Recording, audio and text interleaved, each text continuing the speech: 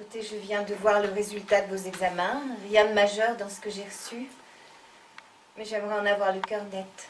Ça vous ennuierait de venir 2 jours à l'hôpital pour qu'on puisse faire un bilan complet de santé? À l'hôpital? C'est sérieux? Ça me permettra de vous faire un contrôle approfondi. Je sais que c'est un peu fastidieux, mais nous aurons tous les services sur place. Après, vous serez débarrassés. Le moins rigolo, c'est le temps d'attente entre 2 contrôles. J'apporterai de la lecture. Je suis en train de lire un roman écrit par un Amérindien. Vous pratiquez une forme de panthéisme? Une conception métaphysique où tout ce qui existe, l'univers, le cosmos, le monde, est un tout unique, constitué d'une seule substance de nature spirituelle. Et cette vision du monde existe encore aujourd'hui? Les Crees vivant au sud du Québec sont majoritairement catholiques. Ceux vivant plus au nord ont plus gardé leurs traditions et leurs croyances originelles. Mais finalement, l'essentiel des Amérindiens, enfin ceux que j'ai pu rencontrer du moins, ont conservé ces croyances panthéistes. Ça fait penser à certaines idées de Pierre Teilhard de Chardin. Je ne sais pas si vous connaissez. Vous allez être surprise.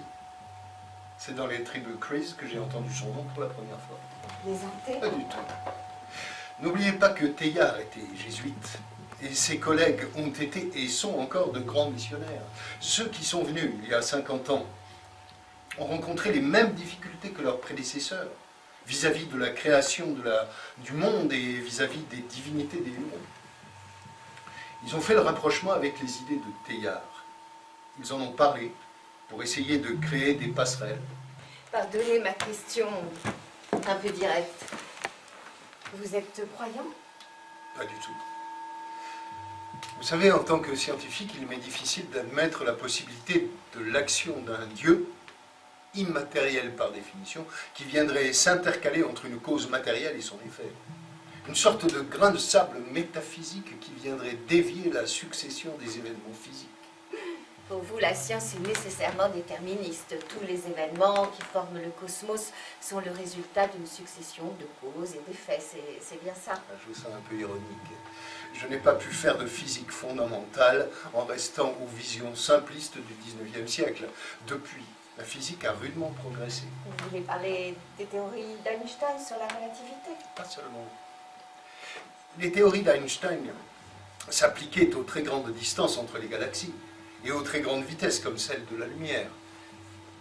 Je pense surtout à la physique quantique. La physique de l'extrêmement petit. J'ai beau ne pas croire en Dieu, il faut admettre que les découvertes des 50 dernières années nous ont plongés dans un monde étrange, dont les propriétés ont laissé tous les physiciens abasourdis.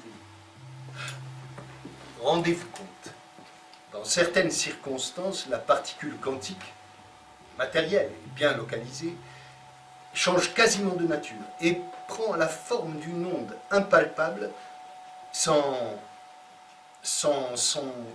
localisation précise ni limite.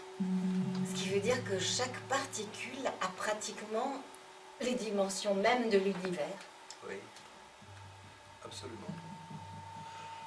Aujourd'hui, nous ne savons plus ce qu'est vraiment la matière. Docteur, ça ne sert à rien de chercher à me rassurer. Il faut que je sache, c'est tout. Je vous promets que je vous dirai exactement votre état. Mais en attendant, il faut essayer les traitements et il faut que vous vous battiez contre la maladie. Oui. Teilhard parle d'un Dieu qui agit de façon cachée. Comment il se permet de dire ça? Je ne sais pas si c'est bien que nous reprenions cette discussion. Docteur, laissez-moi au moins le droit de décider ce qui est bien pour moi. S'il vous plaît, répondez-moi. Bon. En fait, c'est grâce à une notion essentielle.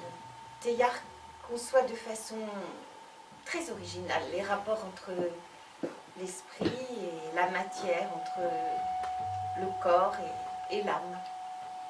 Vous pouvez préciser? Selon Teilhard, l'univers n'est pas composé de deux substances distinctes, l'esprit et la matière, mais d'une substance unique qu'il nomme l'esprit-matière avec un trait d'union. Et cette notion d'esprit-matière concerne la structure même de notre univers. Elle fait disparaître l'opposition entre la face spirituelle et la face matérielle des choses. Effectivement, je comprends que les Amérindiens se soient retrouvés dans cette idée. Mais comment est-ce qu'ils la justifient?